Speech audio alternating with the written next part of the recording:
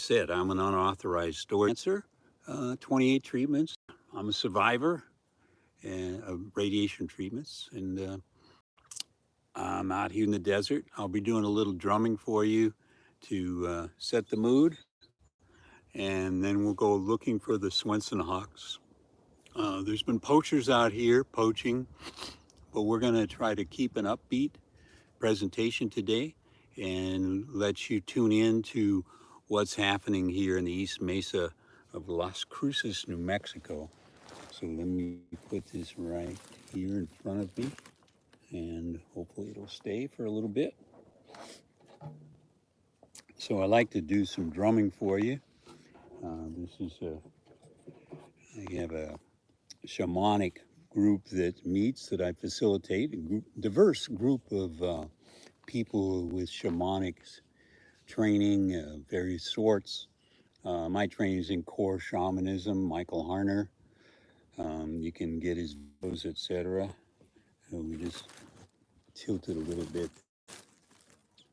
Let me knock under the side of the cell phone so it will stay upright for you. Pretty much, anyway.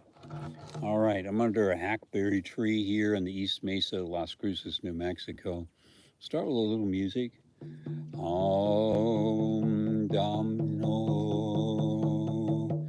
My intention is for the survival of the Swinson hawks here, and that the poachers would always miss with their guns, and that eventually they would find the law, and that the law of the wildlife people and their secret cameras would catch them. Yo, yo, yo, yo. So we beat 220 beats per minute. This opens the theta wavelength in the brain, and we can move into non-ordinary reality. So I'm going to close my eyes, move over there, and work on my intention with a lower animal spirit. I call a combination of the black eagle and the black jaguar. Got other spirit animals there, but this is my go-to here for the drum. Oh, yeah, oh, yeah, oh, yeah.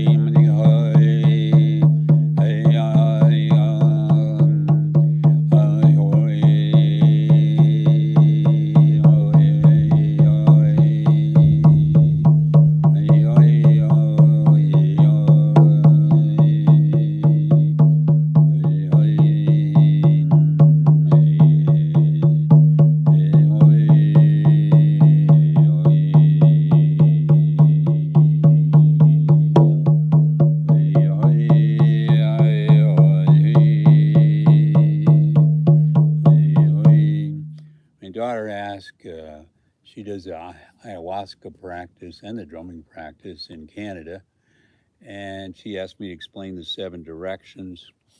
According to Lakota, you go to the east, where I am. It's going to be a different direction you are.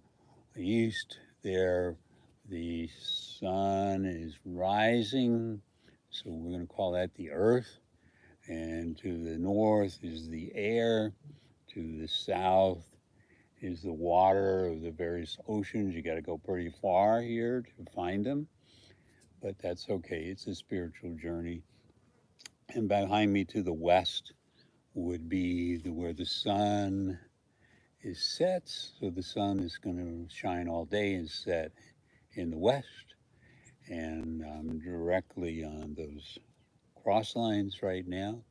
And you go up into Father Sky, Mother Moon, whatever your names are, down into the belly of the center of the earth, that fertile soil around the eggshell of the earth, and that we live on.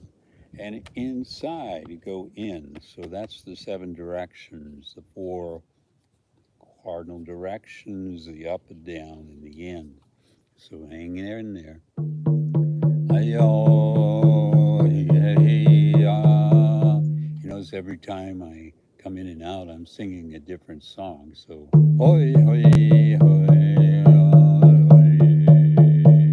my ancestors are Celtics from Scotland and Wales, and a little bit of the Irish. And then the other side of the family is Danish, German, probably hiding their German heritage, but they say they're mainly Danish, but who knows? But if you go back far enough, we all have indigenous roots that are pre-Christian, pre-Judaism, pre-everything. You got to go back 10,000 years, 8,000 BCE. Get in touch, I recommend, with your roots. I did the DNA test to find mine.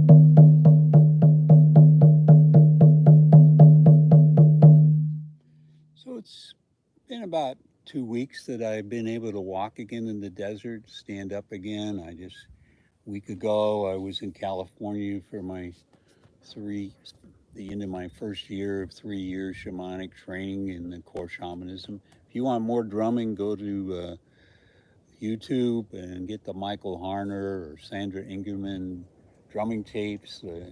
Range from 12 minutes to 30 minutes.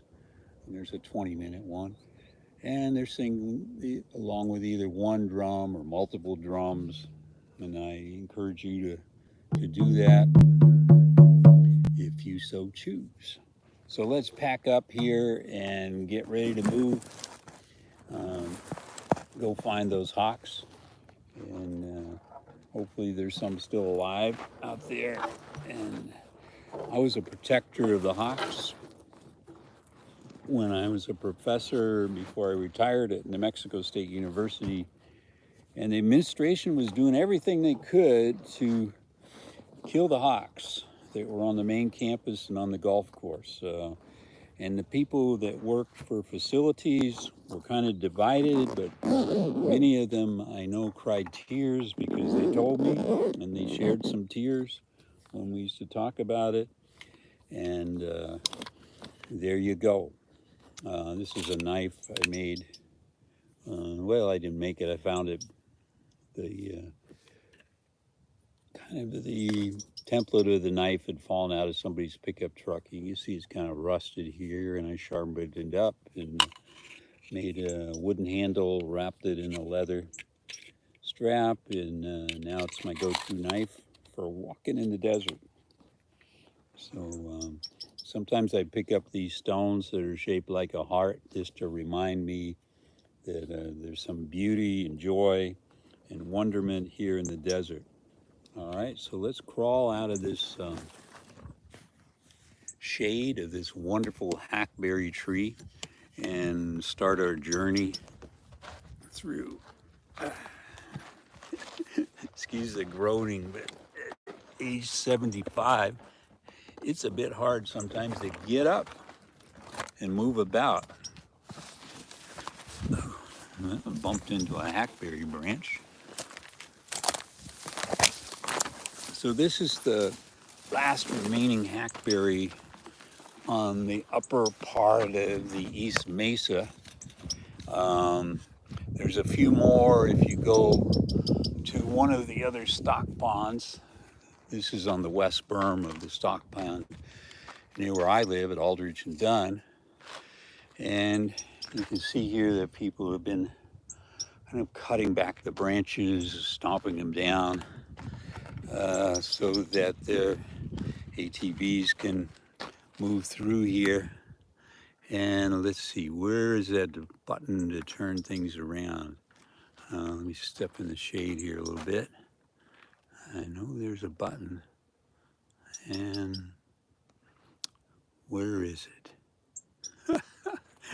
I'll have to go get more shade to adjust my camera. All right, let's see here. Is this it here? Yeah, there it is. Okay, now you can see this beautiful hackberry tree, got green. You can see where the branches have been cut, and cut again. That's so on the upper berm here,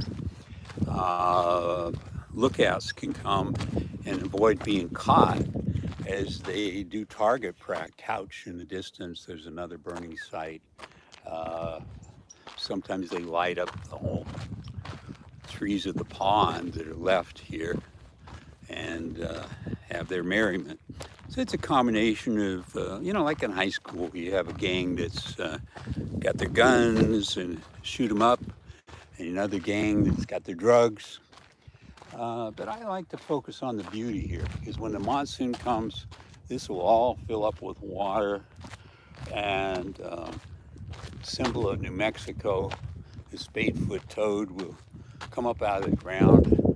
So let's go over here and look at some flowers so that you don't think that everything here is a disaster, because it's not. It's beauty and wonderment here in the desert. It all depends on your perspective. So you see these beautiful blue flowers, and here we got some yellow ones, and we may be lucky enough to see a red cactus today, or red blooms on a cactus. They're a little bit hard to find, but this is a season for the red blooms on the cactus for the next few days, and then they'll be gone. So good shot of the Oregon Mountains here, and give you a sense of where I live, about in that direction. We're gonna go here on Gasline Road, and here I just found a couple of old shells that are here. I make pens out of those if you follow. Kind of pick up the casings. They're not shells, but they're casings. I always get comments on that. And I make pens out of them. I get a really good gel refill, wrap up an old beer can or an old pop can, soda pop, and cut that up just right, and make a tube and shove the tube inside the casings, drill holes into the casing, and then I got a wonderful pen. I give them out to doctors and nurses and friends of mine. And now we're walking on the trail here off in the distance. On the horizon is a natural gas tank. And so we're going to be walking, looking for Swinson hawks. I'm using my old military training from Vietnam, looking left, looking right vigilantly. I learned that in training in the Army. Before I mentioned that I am a cancer survivor, and that's Agent Orange from Vietnam. And thank you to the VA for giving me 100% disability. So there's a whole lot of things that I'm disabled on, and we won't go into that now, but thank you to the VA for giving me that disability. Appreciate it very much. I'll thank myself for my service, and thank everybody that served. So as we're walking along here, we're going to find an entrance down into the Alameda Arroyo. We'll descend about 70, 80 feet, at which point we'll lose temporarily the connection to cellular that this film is driven on, and we'll have to reunite on the other side of the arroyo. Sometimes I can get a little bit of reception on the downside and coming up, but we'll try to find a place for it. Now I don't see the Poachers pickup truck. I don't see any signs of Swinson hawk. And yesterday, after hiking about 3 hours, I found one lone Swinson hawk. Now that's not right, because the Swinson hawk has a mate. They mate for life, and in that mating, they come here. They migrate from down south, South America, Central America, and they'll migrate as far north as Canada, and they want to find that place where they were born, and the youngsters will set up. So here we're going to head to the downside. Now, part of the thing about being a public land in New Mexico is you're going to find a lot of illegal dumping, especially on the outskirts of the city of Las Cruces, that's far away from the richer communities like Sonoma Ranch. It doesn't allow this kind of behavior, and you will get arrested quite quickly if you do this kind of dumping that you're going to see here. But we're further out on the East Mesa than Sonoma Ranch, and well, you can see here that people, these were originally all bagged up, and I don't know, maybe young kids who were asked to go to the dump by their parents. Maybe it was the parents themselves, and they just find it. They don't want to pay the $4 at the transfer station for the landfill. They transfer stuff to the processing and then to another site for the landfill. And they're saving $4, nice that. And they don't have the municipal funds to calculations each year in the United States. And they have a very, very high drunk driving rate, high child poverty rate. Again, they lead the nation in these statistics, either 1, 2, 3, 4, or 5 any given year. And you got rich people that live up in Taos, New Mexico. You have the movie stars and the people who are making the big albums and tapes and things. I guess they don't make albums anymore, do they? I guess they're digital if they do. So we're going to head directly over across there if we lose contact, and I'll show you where the Billy the Kid hideout used to be before the Bureau of Land Management in their infinite wisdom bulldozed it in, caved it in, filled it in, ripped out all of the things. Here's some more. That old mattress box spring has been there for 20 years. I haul a lot of stuff out, especially when I was younger. And here's some casings. These are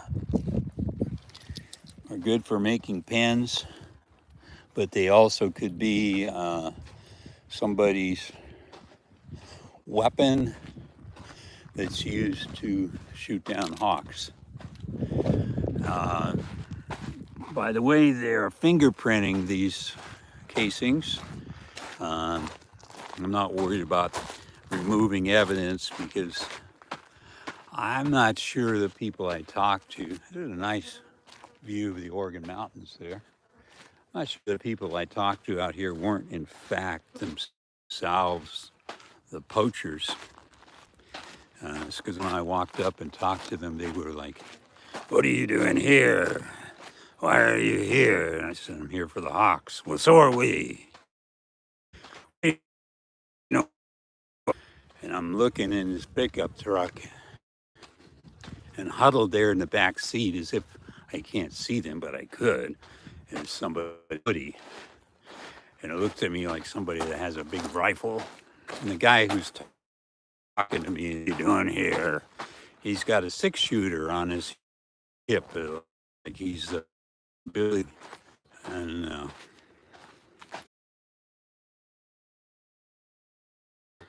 it's a cave. Ago, used to hide out here, and Billy the Kid in the late 1800s would hide out here, trying to avoid the sheriff and the bossies. That's my theory. Then tourists came along and said, "Oh, this would be a great cave to kind of decorate, put a bench on and put a hitching post on, put a sign up that says Billy the Kid hideout." Well, obviously that's not authentic. When you put up a sign that says hideout, it's probably not authentic.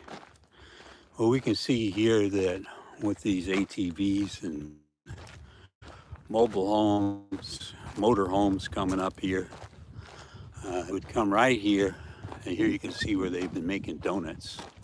Hope I don't make you dizzy, but making donuts with their vehicles, ATVs, Jeeps, pickup trucks, and the like. But if you find this little donut place, notice that we're gonna go down below the highest rising hills there, and the highest rising hills over there, and we're gonna go down, down, down to the hiding place. Now, was it fully authentic? Did the BLM bring out a geologist, an anthropologist, a historian out here, or did they just go and wreck the place? Hey, let's give them the benefit of the doubt that they did the right thing, spent thousands of dollars for consultants, and then we're told, "Hey, this is a safety hazard, this is not an authentic historical." And you know about the Bureau of Land Management, anything that's not authentic and historical, they're going to remove. So directly over there is the remains of the Billy the Kid hideout. I call it that because I have a sense that from my spirit helpers tell me that Billy the Kid did in fact come here, tie up his horse down here, sometimes laying it down, and go up this little slot here, and there was a cave made. You can't see it now, but it extended some 30 feet, roughly, directly north, and it cut to the west in an L shape. And if you look up here, you'll see the remnants of a stovepipe that goes down about 6 feet, and fires could be built. And there was a venting place over here where you vented so you didn't die of the smoke and everything. And the entrance was right here. It's a little hard, a little steep to get up here, so hang in there with me. You can see it started to cave in a little bit, so there's still a hollow area under there, so we want to be careful we don't fall in. And I'll kind of lean down a little bit, put my weight.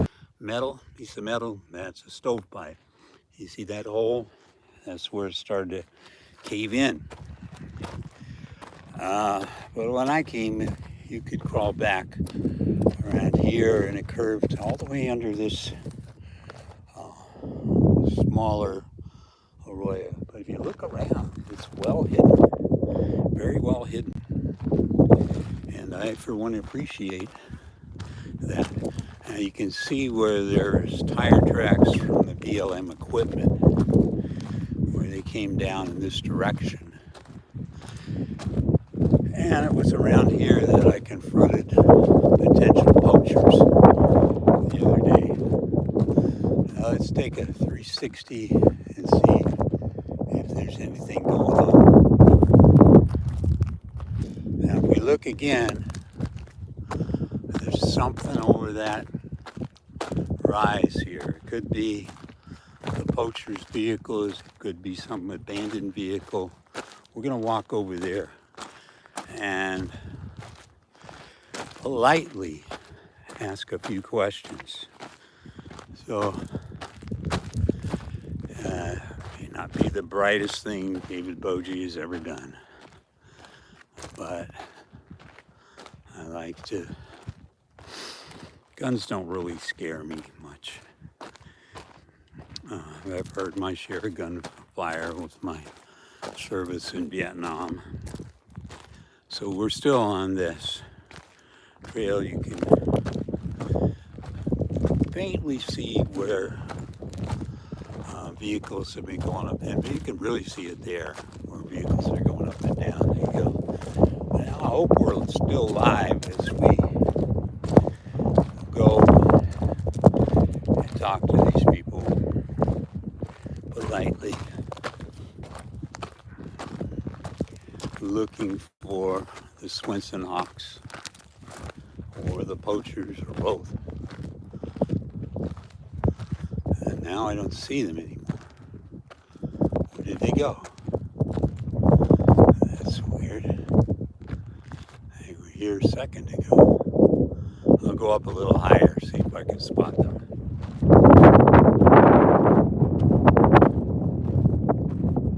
They should have been about right here. But I noticed the other day they would back their truck up and out of sight, a white pickup truck. Two people in the vehicle. Maybe it's not them. So let's go up here. We can get a better vantage point.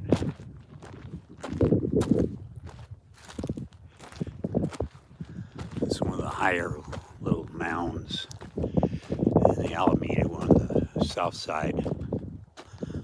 I'm not seeing them right now, but they were right over there. So let's walk over there further where I think they were. And there's a trail here. I don't know if you can see it, but it's a very faint trail, animal trail. And it goes this way. And straight. We're headed north now. As you can see some of the geology on the far side there of the Alameda Arroyo, and you get a sense of just how deep it is here. Fabulous. Looking around, I don't see a vehicle anymore. Slippery vehicles, aren't they?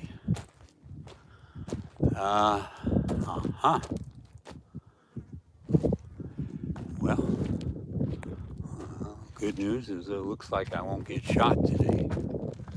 That's a good thing. Now, how do I get down here?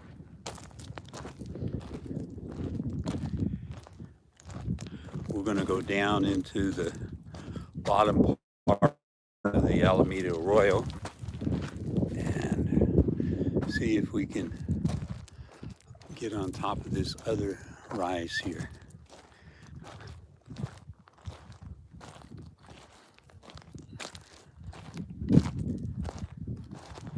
It's funny, I didn't hear them move their vehicle out of the way, but I definitely saw the outline of a vehicle, and it was white.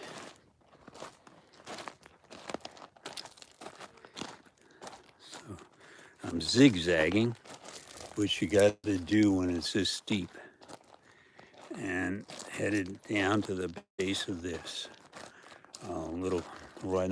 When it rains, this will be rushing with water, and maybe 2, 3, 4 foot deep, and it's kind of a tributary, not the main passageway, but it will be so fast and furious that people will lose their footing and be swept away. That happened to me when I was about 3 years old.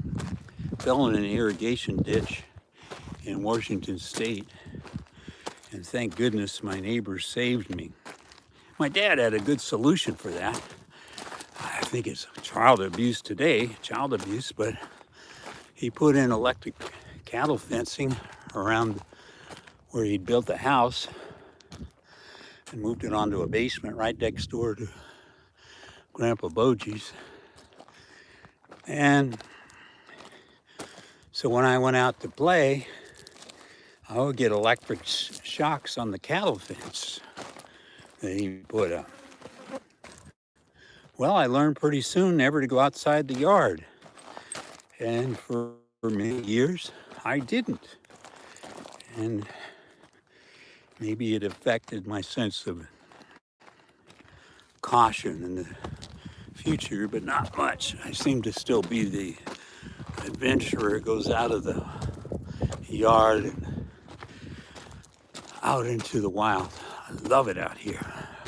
It's absolutely fabulous to be in the very hot desert and be here. I hope we have something going on, and maybe we don't. Okay. Let's check to see if I'm linked up here. So I'm not seeing any sign of a vehicle. So it could have been a false positive sighting. Also not seeing any hawks in the air, which is kind of tragic. Yesterday I found one over here toward the east, up there where civilization is, and it was a single hawk, no mate. And we really are hoping that we have a sighting today, and I can show you the beauty of a Swinson hawk, maybe a pair of them. They have a 2.5 mile territory, each pair, and then the next 2.5 miles another pair. So there should be, roughly 10 to 15 pair out here in the public land, and we're not seeing any because there's that many square miles out here on the East Mesa. Everybody's all gung-ho to protect the Oregon mountains as if they need protecting. I mean, they've been here millions of years. What needs protecting is the wildlife here on the East Mesa and the water of the wetlands. And that's what we need to protect, in my humble opinion, which I admit is not very humble. So we're headed down into the belly of the Alameda Arroyo, which runs all the way from those Oregon mountains all the way into Las Cruces. At least it did run there until they put up these dams. I think, whoa, I scared myself as my knife dropped out of my pocket, but I'm okay. And there's a trail here I'm following, and let's see, it seems to go down pretty quickly there. Again, we might lose the cellular contact here as I go down deeper into the arroyo. But you get a good sense of just how deep it is and what a wonderful sight it is. And it goes down here and you'll see it's covered with greasewood and mesquite and some other kinds of bushes. The greasewood and the mesquite are invasive species, particularly the greasewood, Cruces they call it. And it has some uses, medicinal, and it's good to cover your fence posts and things so they don't rot when you put them in the ground. But it's much nicer to go towards the west, and you'll still see tall grass, and there's a section there where you don't see all this greasewood. Here, look how much greasewood there is. This is all around me. So, I don't know, I'm not up for trying greasewood tea at the moment, but that might be your thing. So if you're still with me, we're going to show you how this plateau goes down, down, down, and into the bottom part of the Alameda Arroyo. And we'll cut through here, hopefully no that lives here. All right. And now we're in the part, looks like beach, but it goes on for miles. A little narrow strip about 3, 4, 5 feet across. Now we're down where the meandering part of the water from the monsoons will go. We're crossing up the other side, and we'll come to another part of the meandering. This is a leftover, so it can't retain any topsoil. Raise little hack seeds. So I made it back into the garage. Thanks for joining me on this live YouTube thing, unauthorized storytelling by David Boje. And this open space here is for the Aptera. So you Aptera people out there in California, I'm ready to come to California and San Diego and get my Aptera. So I'm gonna go now. The dogs are coming out. Don't worry, they're not gonna go outside because they're scared of poachers. So see you later. I don't know how you turn this thing off now. Let's put my sunglasses down. Let's see.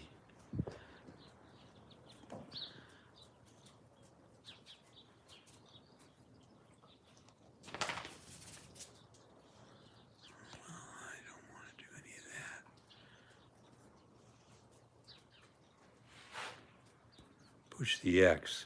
Are you sure you want to stop streaming? Yes.